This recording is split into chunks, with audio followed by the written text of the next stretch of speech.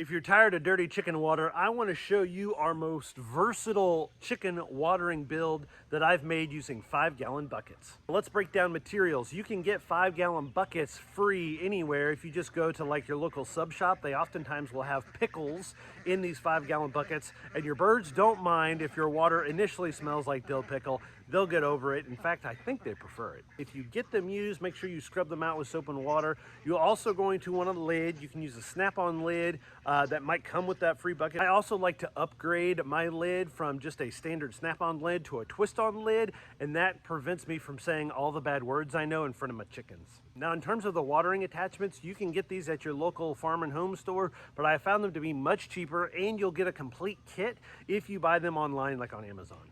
I prefer the stainless steel nipples because they keep everything cleaner and there's not as much water waste. Here we go. What I like to do is, after my bucket is nice and clean and dry, I'm gonna go ahead and take my sized drill bit that came with my kit.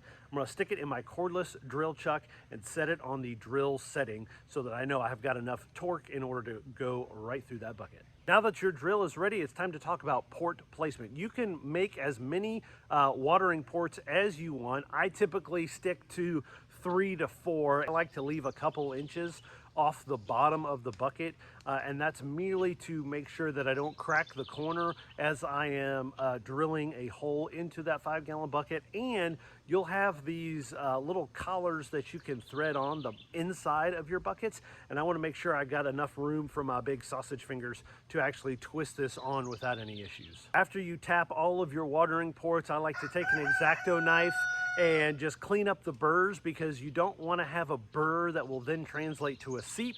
There's nothing more frustrating than having a seepy waterer. In fact, any kind of seepage on the homestead is never a good idea.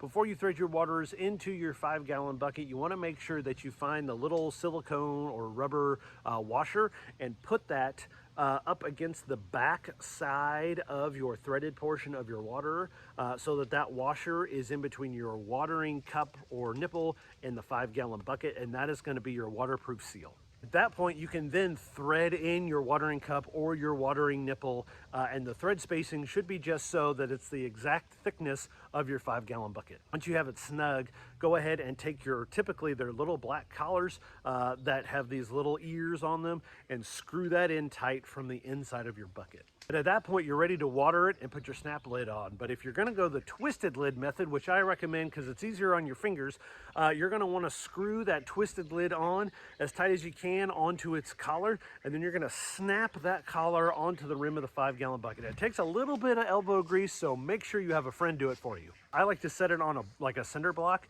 so that the birds can easily access it without craning their necks, or you can hang this just like you might with a feeder.